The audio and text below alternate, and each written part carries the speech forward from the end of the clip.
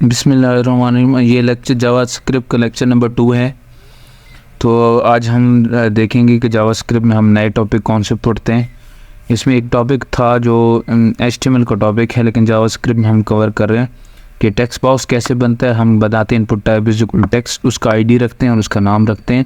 आप ये चाहते हैं कि टेक्स्ट बॉक्स पहले से फिल हो, प्री फिल टेक्स्ट बॉक्स हो, तो वैल्यू का एट्रीब्यूट है, उसमें जो कुछ लिखेंगे टेक्स्ट बॉक्स में नज़र जी। अगर आप ये चाहते हैं कि टेक्स्ट बॉक्स प्री फिल्ड आए, पहले से फिल्ड हो, तो वैल्यू का एट्रीब्यूट यूज़ करेंगे। वैल्यू का एट्रीब्यूट को हम जावास्क्रिप्ट में एक्सेस करेंगे। तो इस जो कुछ यहाँ लिखा होगा इसको हम जावास्क्रिप्ट में एक्सेस कर सकते हैं कि लास्ट में उसने क्या एंटर किया। तो जो टेक्स्ट बॉक्स जिसकी वैल्यू दी होती है, वैल्यू एक एट्रीब्यूट है, अली उसकी वैल्यू है। हम इसको चला कर देखते हैं कि वैल्यू एंटर करने से क्या होगा। टेक्स्ट बॉक्स प्री फिल आएगा। टेक्स्ट बॉक्स क्या आएगा जी? प्री फिल आएगा। उसमें अली पहले से लिखा हुआ आ जाएगा। जैसे हमारे पास जब हम एडिट प्रोफाइल करते हैं फेसबुक की या यूट्यूब की या कोई भी फॉर्म हम एडिट करते हैं, तो उसमें डाटा सारा प्री फिल आता है, वो वैल्यू एट्रीब्यूट की वजह से आता है। आगे हम इसको जावास्क्रिप्ट में जाके एक्सेस करेंगे। तो नेक्स्ट ये है कि अगर आप कोई एट्रीब्यूट चेंज करना चाहते हैं, जैसे ये इमेज लगा हुआ बॉय का, आप ये चाहते हैं कि इसकी जगह पे प्लेस का इमेज आ जाए, तो जैसे हम ये कोड चलाएंगे, क्योंकि हमने ये कोड पेज लोड पे चलाया है। जावास्क्रिप्ट लिखने के लिए आपको स्क्रिप्ट का टैग स्टार्ट करना पड़ता है और स्क्रिप्ट का टैग एंड करना पड़ता है। जावास्क्रिप्ट केस सेंसिटिव है। गेट का जी लोअर केस में लिखेंगे, ई कैपिटल केस में लिखेंगे, बाई का बी कैपिटल केस में लिखेंगे और आईडी का आई कैपिटल में लिखेंगे तो ये चलेगा, अदरवाइज़ नहीं चलेगा। अब ये इमेज का टैग है, इसमें boy.jpg आ रहा है। मैं इसको कमेंट कर रहा हूँ, मैं इसको सेव करता हूँ। इस पेज को चला के देखते हैं तो बॉय की क्या आनी चाहिए, इसमें क्या आनी चाहिए जी? बॉय की पिक्चर आनी चाहिए, क्योंकि बॉय की पिक्चर उसे मिली नहीं है। बॉय की पिक्चर जो है उसका जो एक्सटेंशन है वो JPEG लिखी हुई है, तो इसलिए वो डिस्प्ले नहीं कर रहा था। अब सॉरी, वो पेज कौन सा था? ये वाला था। तो ये बॉय की पिक्चर आ रही है। अब हम कहते हैं कि इस बॉय वाली पिक्चर को ये जो इमेज का टैग है, जिसका आईडी माई इमेज है, उसका जो src एट्रीब्यूट है, उसकी वैल्यू boy.jpg की जगह पे place.jpg आ जाए, तो हम जब ये कोड चलाएंगे, ये पेज लोड जब होता है तो ये वाला कोड ऑटोमेटिकली चल जाता है। तो अब हम जब इसको पेज को रिफ़्रेश करेंगे तो बॉय की जगह पे क्या आ जाएगा? प्लेस की पिक्चर आ जाएगी। तो ये हमने देखा कि how to change attribute of any tag. तो अगर हम वैल्यू चेंज करना चाहते हैं, ये हमारा टेक्स्ट बॉक्स है, इसमें अली लिखा हुआ है। तो अगर हम इसको चेंज करना चाहें, हम ये चाहते हैं कि इसका आईडी क्या है? लास्ट नेम है। और इसका एट्रीब्यूट हम कौन सा चेंज करना चाहते हैं? वैल्यू में अली की जगह पे हम मोहम्मद अली लिखना चाहते हैं, तो ये क्या हो जाएगा? मोहम्मद अली हो जाए। हमने मोहम्मद अली कर दिया। अब मैंने इसको सेव किया, रिफ़्रेश किया। अब जो टेक्स्ट बॉक्स है उसमें क्या लिखा हुआ आ जाएगा? मोहम्मद अली। अगर इस लाइन को मैं कमेंट कर दूं तो इसमें क्या आएगा? इसमें क्या लिखा हुआ है? सपोज़ काशिफ लिखा हुआ है, तो बाय डिफ़ॉल्ट इसमें हमने फर्स्ट टाइम काशिफ लिखा हुआ आ रहा है। टेक्स्ट बॉक्स में क्या आ रहा है?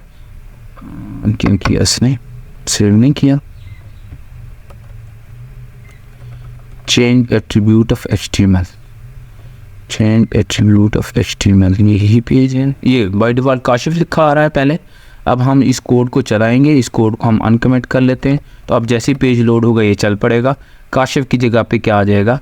मोहम्मद अली। हमने कहा कि जाओ वेब पेज के ऊपर जाओ, डॉक्यूमेंट का मतलब है वेब पेज के ऊपर जाओ, ऐसा टैग जिसका आईडी लास्ट नेम हो उस पे जाओ, उसका जो वैल्यू एट्रीब्यूट है उसको नई वैल्यू मोहम्मद अली साइन कर दो। अब हम इस पेज को चलाएंगे तो क्या होगा? मोहम्मद अली हो चुका है। ये नेक्स्ट हमारा जो टॉपिक है वो ये है कि अगर हम ये चाहते हैं कि यहाँ इस जगह पे क्या आ जाए? आज की डेट डिस्प्ले हो जाए, तो उसमें हम लिखेंगे कि इस आईडी पे जाओ, करंट वेब पेज पे जाओ, फिर इस आईडी पे जाओ और उसका इनर HTML, इस पार्ट को इनर HTML कहते हैं। इनर HTML पे आज की डेट बिल्ट इन फंक्शन है जावास्क्रिप्ट का, इसमें D कैपिटल है, बिल्ट इन फंक्शन है। हर वो चीज़ जिसके आगे पैरेंथेसिस लगी होती है, छोटी ब्रैकेट लगी होती है, उसे हम फंक्शन कहते हैं। बिल्ट इन फंक्शन भी हो सकते हैं और यूज़र डिफाइंड फंक्शन भी हो सकते हैं। That is a built in function.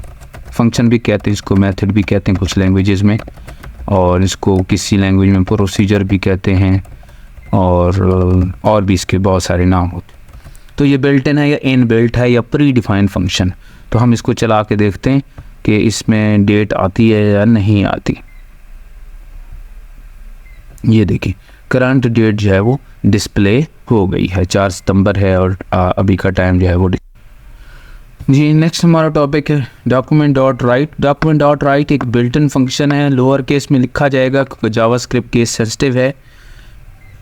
JavaScript लिखने के लिए स्क्रिप्ट का टैग स्टार्ट करते हैं, स्क्रिप्ट का टैग एंड करते हैं। हमने कहा कि डॉक्यूमेंट डॉट राइट एक सी आउट की तरह फंक्शन है जो वेब पेज के अंदर जो कुछ भी आप प्रिंट करना चाहें, जैसे मैं अली प्रिंट करना चाहता हूं और फिर आज की डेट प्रिंट कराना चाहता हूं तो फिर अली प्रिंट होगा, और डेट बिल्ट इन फंक्शन है, इसके थ्रू क्या होगा, आज की डेट प्रिंट हो जाएगी। तो अब इस प्रोग्राम की आउटपुट क्या आएगी, अली प्रिंट होगा और डेट प्रिंट होगी। डॉक्यूमेंट डॉट राइट क्या है, एक फंक्शन है जो क्या करता है, आउटपुट वेब पेज का हिस्सा बनाता है। ये अली आया और आगे अली के डेट आ गए। तो मैं इसको थोड़ा सा और क्लियर कर देता हूँ। अली की जगह पे मैं काशिफ करता हूँ क्योंकि ऊपर अली लिखा हुआ आ रहा है, काशिफ है। उसके बाद ये इतने डॉट आएंगे और फिर डेट आएगी। मैंने इसको सेव किया और मैंने इसको रिफ़्रेश किया तो ये देखें पहले काशिफ आ रहा है, फिर डॉट्स आ रहे हैं और फिर क्या आ रहा है, आज का करंट डेट और टाइम आ रहा है। हमारा जो टाइम है वो GMT+5 काम लिखा जाता है। ठीक है जी। नेक्स्ट क्या है हमारे पास, नेक्स्ट हमारा है कि how to validate a form. हम ये चाहते हैं कि टेक्स्ट बॉक्स बनाएं, 2 टेक्स्ट बॉक्स हम बनाना चाहते हैं और हम यूज़र से देखना चाहते हैं कि जब भी वो सेव पे क्लिक करे वो पहले क्या करें, डाटा एंटर करे। अगर डाटा एंटर उसने नहीं किया तो डाटा एंटर जब तक नहीं करेगा हम उसको आगे नहीं जाने देंगे, फॉर्म को सबमिट नहीं होने देंगे। तो हमने एक फॉर्म का टैग बनाया, फॉर्म को ऐड किया, इसके अंदर हमने उसका नाम दिया, उसका एक्शन दिया, एक्शन हम आगे जाके पढ़ेंगे। और ऑन सबमिट जब फॉर्म के सबमिट बटन पे क्लिक हो, ये इसका इवेंट है। तो रिटर्न वैलिडेट फॉर्म, ये जावास्क्रिप्ट का एक फंक्शन हम बनाएंगे वैलिडेट फॉर्म। ये हम कॉल करेंगे कब, जब इस बटन पे क्लिक हो। ये हमने यहाँ लिखा जब सबमिट बटन पे क्लिक हो तो वैलिडेट फॉर्म एक फंक्शन है जो हम अभी बनाएंगे, वो कॉल हो जाए। सेव पे जब क्लिक हो, सबमिट बटन पे क्लिक हो तो वैलिडेट फॉर्म कॉल हो जाए। अभी हम वैलिडेट फॉर्म बनाते हैं। ये आप नाम याद रखिएगा, std नेम और std एज। आपने कहा कि इफ़ डॉक्यूमेंट डॉट फॉर्म्स, हमारे फॉर्म का नाम क्या है, यहाँ स्पेलिंग देख दें फॉर्म्स।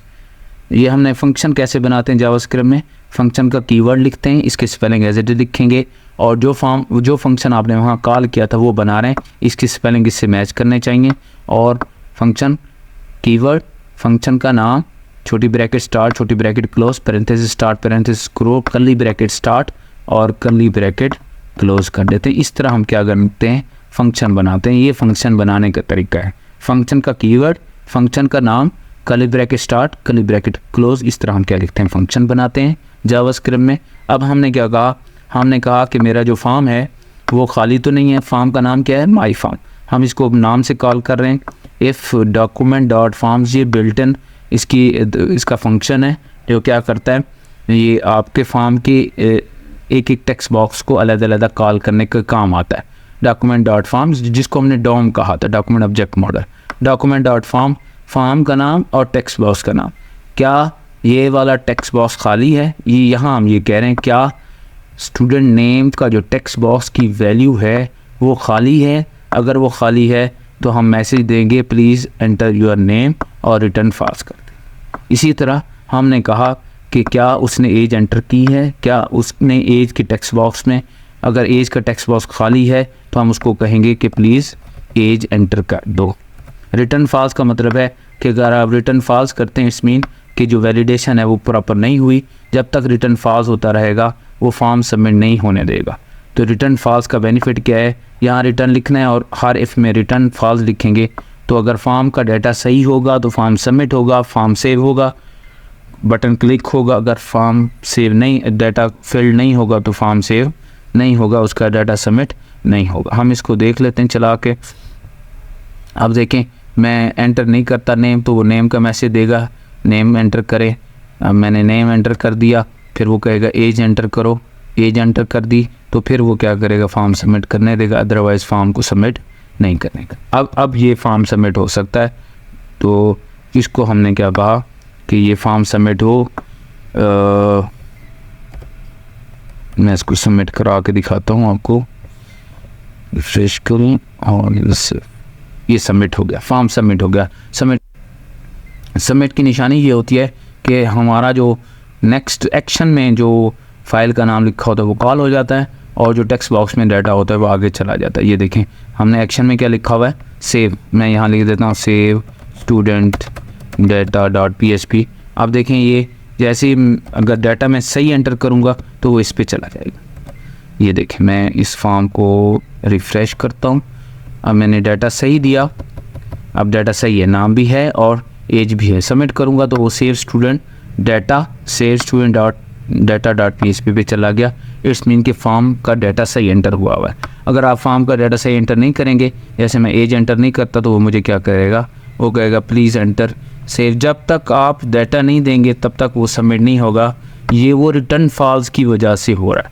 अगर रिटर्न फॉल्स नहीं लिखेंगे तो डाटा गलत होगा तब भी सबमिट हो जाएगा, डाटा सही होगा तब भी सबमिट होगा। इसलिए जब भी आपने कोड लिखना है, जब भी फॉर्म वैलिडेट करना है, फॉर्म का डाटा वैलिडेट करना है कि डाटा है या नहीं है, तो आपने क्या करना है, रिटर्न फॉल्स लाजमी लिखना है। ये वाला कोड, इस कोड में जो रिटर्न फॉल्स है उसका रोल ये है कि डाटा गलत होगा तो ये आगे आपको नहीं जाने देगा, फॉर्म सबमिट नहीं होगा। Thank you so much.